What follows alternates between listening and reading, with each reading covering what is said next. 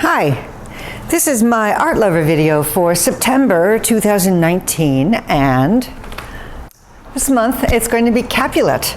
And Capulet is a Grevy zebra. Capulet as, of course, in Juliet, which lets you know her gender too. Though the whole time I was painting her, I thought she was a he. Obviously my reference photo did not reference quite enough. You know, one thing I love about this particular painting is that she's not quite square. She is not, I mean, there's such an op art cacophony, this wonderful, punchy thing, but because she's just, her face is just a little off, and if I had a chance, probably would have tried to photograph her straight on, but because she's not, I find that there's like this calibration that keeps on going on when you're looking at her, because you're trying to make sense of her right eye, which is, she can see you from, but you can barely see the eye within this picture. Also, zebras have these wonderful little whiskers on their snout. So this art lover video is distinct from all the ones that preceded it, and it's sort of our first time doing it. But I have been, as I mentioned before, I got a GoPro camera several months ago, and so while I was painting this, I would set up the GoPro camera and take some shots. So we're still trying to find a formula to integrate these GoPro shots. You know, if you can bear my head continually turning to the left to see my reference image, and you know, we have to edit out the ones where my back is completely obscuring what I'm doing in the thing. But I do think that they will help. We'll get better and better. We'll figure out a formula and a way to interweave them into these videos, because I'm not showing exactly how to go from, you know, A to Z to create this painting. I would not even follow the same path myself should I do it again. But I'm showing you, I just want to show you in a tasty, fun way how Capulet came into being. So I have a brand new intern who's edited this. Thank you, Amare, and enjoy.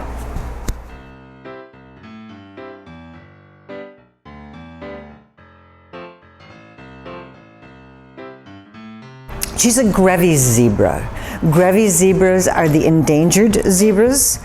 There's 3 different species of zebra. They are the ones that have the more narrow stripes. They are also the ones that you're more likely to see in zoos, at least that has been more common in the zoos that I go to. That is likely because they're endangered, and so there's an active conservation program amongst zoos.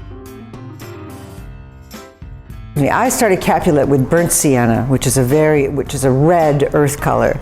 It is the color of Kenya, actually. A couple of reasons I did that. One is because I wanted the underlying tones of the painting to be warm. The other thing is that I painted a Grevy zebra once, a young foal that I saw in the Denver Zoo a few years ago, and he wasn't black yet. He was reddish brown. So that was going to be the underlying color. So just to technically create this painting, I pretty much had to do 2 layers of the black stripes and 2 layers of the white stripes, even though I was working on a white ground to start with. But the first layer of the black, actually I did 3, but the first layer of the black I laid down in the burnt sienna, and then the black that goes over it. Now when I went to make the background here fully black, so I had this layer, this warm layer of the burnt sienna, and then I actually put a purple over it, because the 2 of those together will get me very close to black, and the purple is sort of naturally somewhat translucent, so I pushed the translucency so that more of the warm red informs the top layer. But basically between those 2 colors is how I came to the black on her.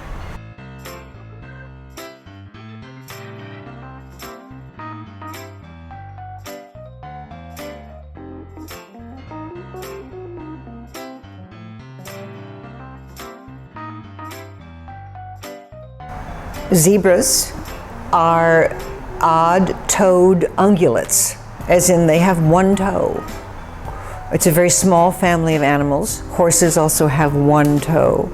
And the other odd-toed ungulate is a rhinoceros. So rhinoceros and zebras and horses are all from the same family. And you know, I just had to look up ungulate because I've been saying it for a while, not really knowing what it is. And an ungulate is simply a hoofed animal.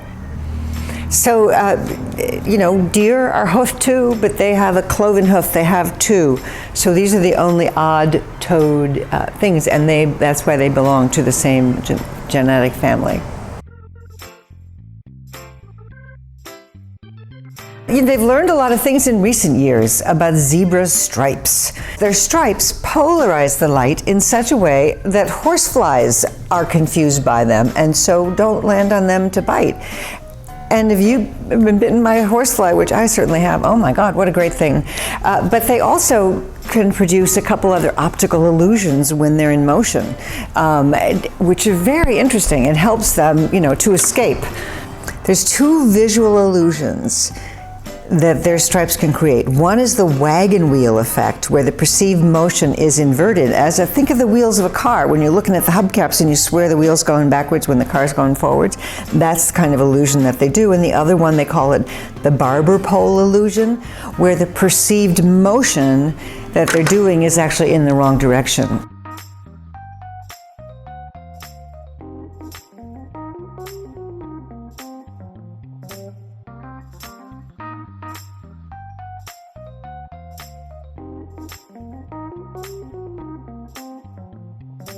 Now, another thing that I just discovered about zebras, and they recently discovered it, scientists discovered it itself, is that probably the zebra, the underlying coat of the zebra, the underlying color of the zebra is black.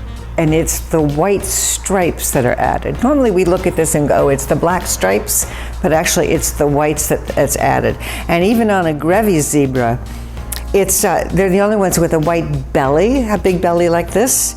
And also their stripes go all the way down to their hoofs, which they don't on the other zebras. But think of that.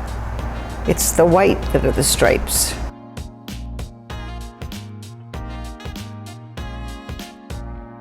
Grevy zebras are the largest of the zebras, and they are the largest wild equine left in the world. Wild means, equine, of course, horses.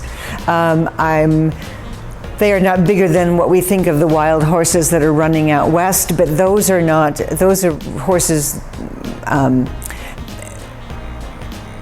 that have got escaped or got released into the wild. They are not wild horses, our Western Mustangs. There are Przynskis or whatever, that really long, unspellable horse name. That is a horse, that is a wild horse, but it is smaller than this.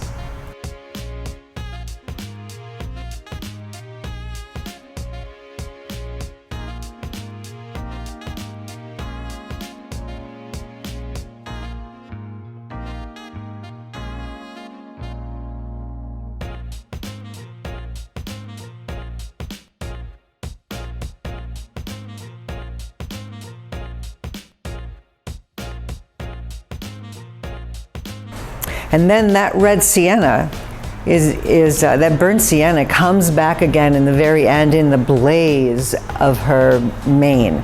And I have exaggerated only a little, because why not?